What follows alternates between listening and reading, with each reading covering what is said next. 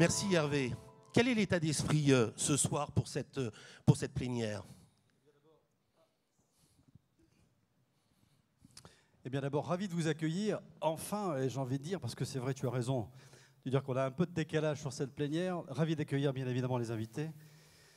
Un peu de stress quand même, parce que c'est un moment qui est un moment fort pour l'UE35. On a décidé cette année de travailler avec vous autour de l'incertitude et qu'on espère qu'à l'issue de cette soirée, ces tables rondes, eh bien, nous aurons tiré quelques enseignements et puis que la partie après cette table ronde vous permettra d'échanger entre vous, parce que c'est aussi ça finalement l'essence du réseau et l'essence de l'UE35, c'est permettre aux uns et aux autres de pouvoir se rencontrer dans un moment convivial. Lorsque l'on est président, on entraîne, on montre l'exemple, mais sans vraiment les adhérents, rien n'est possible. Et c'est un peu la force du territoire. Oui, on a la chance, et Geoffroy pourra en témoigner, d'avoir un département qui est très dynamique, et je crois pouvoir le dire, parmi les 10 élèves départementaux les plus importants. Et ça, c'est la force du territoire, c'est la force du territoire breton, c'est la force des Brétiliens que de travailler les uns avec les autres et d'avoir plaisir à se réunir. L'UE35 est là pour ça, pour créer ces événements-là et pour permettre à nos adhérents, d'abord, je le redis, de se rencontrer et puis de travailler ensemble et de faire en sorte que le territoire soit plus attractif, plus dynamique. Les adhérents ont en tout cas une place essentielle au sein de l'UE35, bien sûr. Alors, savoir chasser en meute, ça on le sait dans notre département, et on sait pertinemment que la région est toujours tournée vers l'innovation, vous l'accompagnez, et puis aussi cette faculté à goûter à l'international. On va, dans ce premier film, juger justement la perception de l'Union 35 au regard de ses adhérents, et on vous écoutera tout de suite après Hervé Kermarek.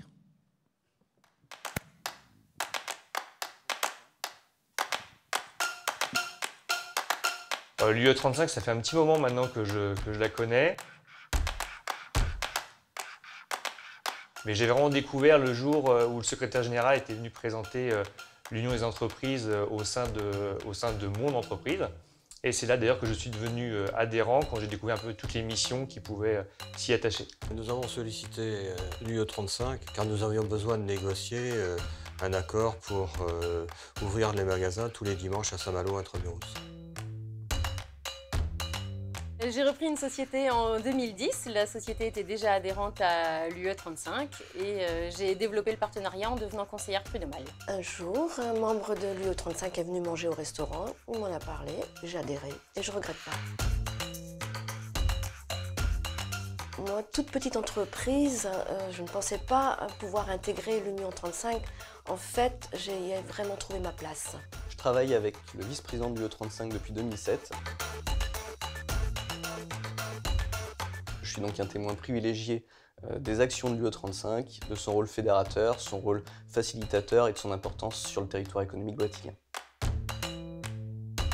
Défendre les intérêts des entrepreneurs et de leurs dirigeants. Du soutien autant juridique qu'humain. Quand on a des soucis, on peut toujours les appeler. On sait que quelqu'un va être là à notre écoute. Quand j'ai créé ma boîte, je me sentais un petit peu comme un petit pousset face aux grandes institutions ou aux grandes administrations. Et je me suis dit, en fait, l'UE35 peut m'aider à me représenter en cas de problématique dans mon parcours d'entrepreneuriat. Et je me suis dit, ça pourrait m'être utile. L'accès à des événements qui permettent d'enrichir la vie d'un entrepreneur. Principalement du soutien. Je fais partie d'un groupe qui s'appelle les Midi RH à Saint-Malo, où on se retrouve une fois tous les 3 mois pendant 1h30 pour discuter de nos problématiques. Et c'est une respiration, c'est un moment sans filtre qui est vraiment sympa. L'Union patronale d'Ille-et-Vilaine nous a apporté toutes ses compétences et son implication. Ça a été déterminant. L'UE35 m'apporte beaucoup de choses, je les trouve très proactifs. Ils ont un service juridique qui permet de confirmer soit moi mon positionnement de DRH sur des sujets pratico-pratiques. Autre panel proposé par l'UE35, des formations juridiques sur une matinée du coup, que je trouve vraiment en adéquation avec les attentes entreprises. Au travers des voyages organisés par l'UE, mais également des dîners-débats, des business cafés, j'ai découvert d'autres chefs d'entreprise qui avaient les mêmes problématiques et donc grâce à ça, j'ai pu aussi beaucoup échanger et du coup résoudre aussi des problèmes et surtout ne pas être seul. Une famille, de la compétence, une très belle organisation, des beaux voyages, une atmosphère, des gens de différents milieux, et avec qui on a des échanges extraordinaires. Le côté social, le côté juridique, les formations, des choses des fois où on était un peu à la pêche. Et si j'avais connu plus tôt, je crois que j'aurais perdu moins de temps, j'aurais eu tous les éléments et toujours à jour.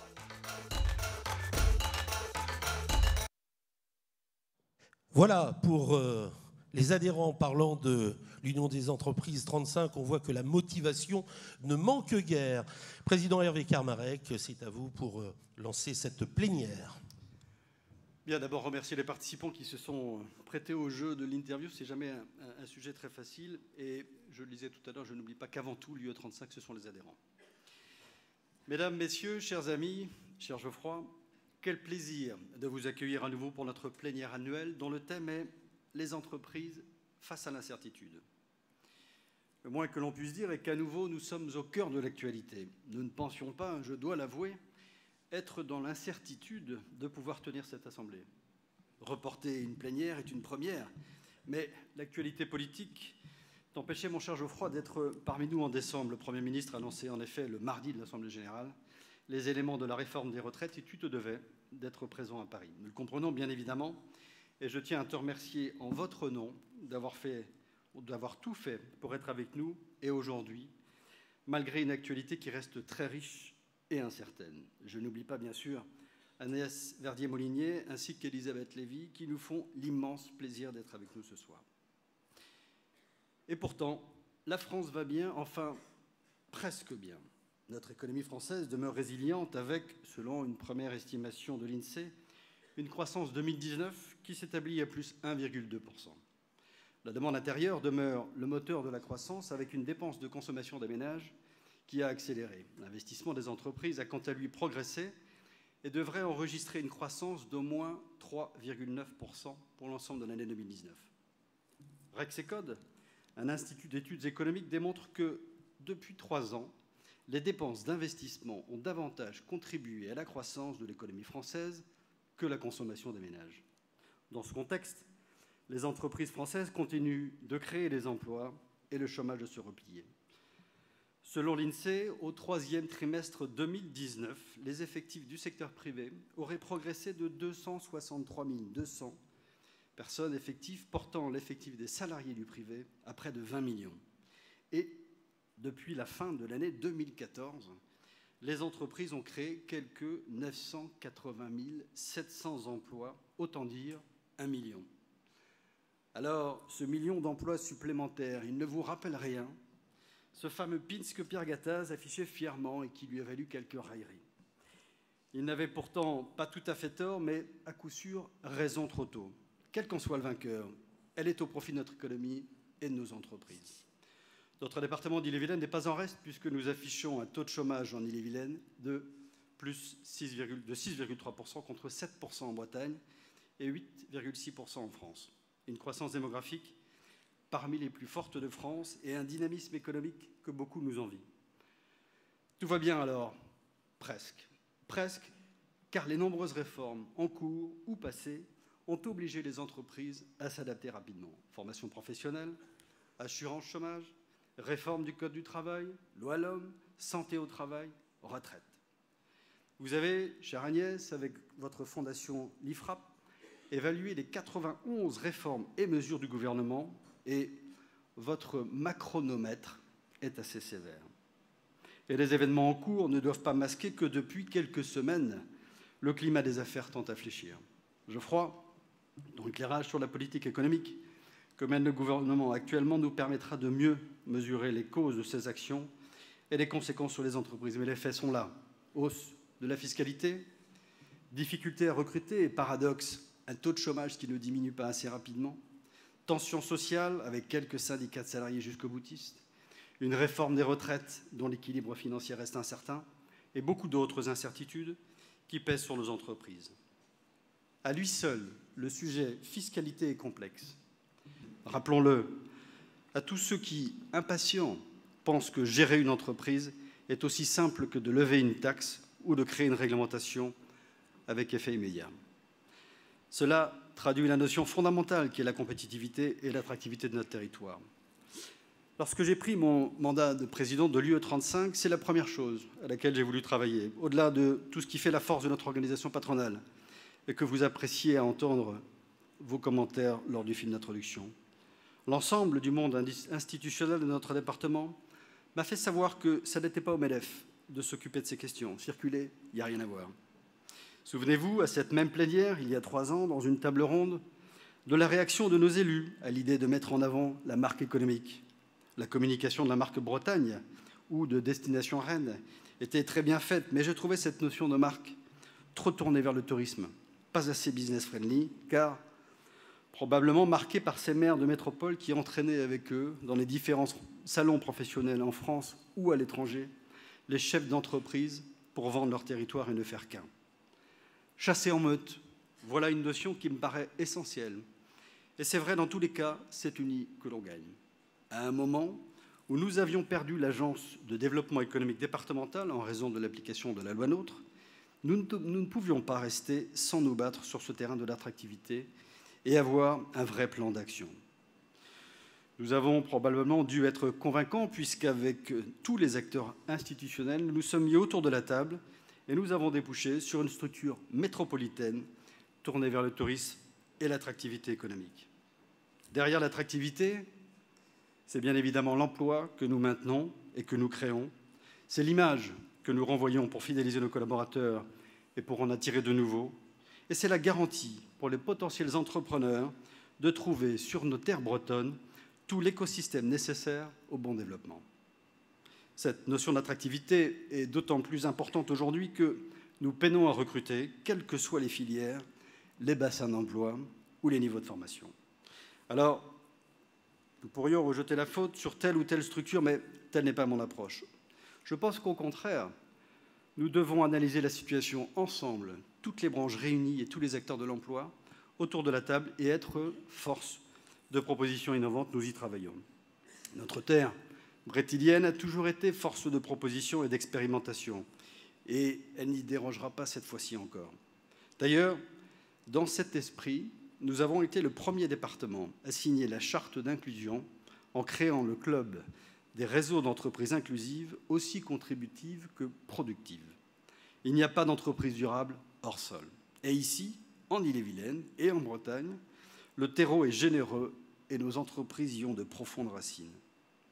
Par cet acte fort, nous avons voulu montrer que l'entreprise est depuis toujours inclusive, qu'elle a toujours accepté en son sein les différences. Nous tous, dans nos entreprises, faisons moult choses, que ce soit dans le domaine environnemental ou dans le domaine de la formation et donc de l'inclusion. Oui, l'entreprise est responsable. Oui, l'entrepreneur agit pour le bien-être de ses salariés et de leur environnement.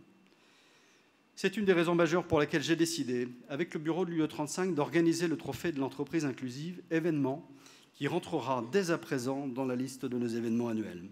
Nous avons ainsi montré que les entreprises, qu'elles soient TPE, PME ou ETI, incluent chaque jour des hommes et des femmes parfois éloignés des stéréotypes ou aménagent chaque jour des conditions de travail de collaborateurs en situation de handicap, quel qu'il soit. Nous sommes tous chefs d'entreprise, trop pudiques, et nous n'osons jamais parler des choses extraordinaires que nous faisons chaque jour. Accueillir au sein de nos entreprises des jeunes, des seniors, des autistes, des réfugiés, nous paraît évident et naturel, et on ne dit rien, on ne le fait pas savoir. C'est aussi pour ces raisons que j'ai accepté la mission confiée par la ministre, Mme Pénicaud, d'être l'ambassadeur de l'égalité professionnelle pour la Bretagne. Eh bien, chers amis, chers collègues, je vous propose d'être encore plus visible, plus actif, avec un cap toujours plus constructif, à l'écoute et innovant, dans l'esprit des valeurs qui nous caractérisent et dans la continuité de l'action menée au niveau national. Tout cela, je le fais avec une équipe exceptionnelle qui est le bureau de l'UE35 et les permanents qui la composent et qui ne comptent pas leur temps, mais aussi avec des mandataires qui acceptent de nous représenter dans les différentes instances et en votre nom, je les remercie chaleureusement. Ces actions n'ont de sens que si elles perdurent, elles se développent et évoluent en fonction de vos besoins. C'est pourquoi il faut penser à la relève. J'ai ainsi décidé, avec le bureau de l'UE35, de créer une commission jeune, composée de jeunes chefs d'entreprise ou cadres dirigeants, car la relève est là, avec l'évolution de la vie entrepreneuriale sous un angle neuf et plein de richesses. Nous sommes évidemment tous jeunes et aurions tous capacité à intégrer cette commission, mais nous en avons fixé un âge totalement arbitraire à 45 ans. J'ai demandé à Éric Martin-Lalande et Vincent Dutot, que vous avez vu tout à l'heure, de bien vouloir animer cette commission, et elle sera mise sur les fonds baptisments en février sous le haut patronage de Fabrice Le Sachet, vice-président du MEDEF et en charge du COMEX 40. Vous voyez, mes amis, l'ensemble des actions que mène l'UE 35 pour un territoire dynamique. Soyez assurés de notre mobilisation continuelle pour faire rayonner les entreprises brétiliennes. Je voudrais conclure mon propos en mettant fin à un suspense insupportable, celui de connaître la prochaine destination de nos rencontres internationales. Vous avez tous rêvé de Maubeuge, ou, comme se plaît à dire Hervé Lejeune, de Roupe-et-Roule-Coquet. Mais non, cette année, nous vous amènerons en Finlande, à Helsinki, et vous pourrez profiter de l'extension à Saint-Pétersbourg. Voilà, un programme chargé tant derrière nous que celui qui nous attend, mais probablement un peu plus léger face à celui de Geoffroy Roux de Bézieux dont il va nous parler. Face à un tel projet, comme le disait le général ou maréchal Lyotet, si ça doit être long, autant commencer tout de suite. Il est encore temps de vous souhaiter une très belle et heureuse année à vous, à vos proches, que cette année 2020 soit remplie de succès professionnels et de réussite personnelle. Merci à vous.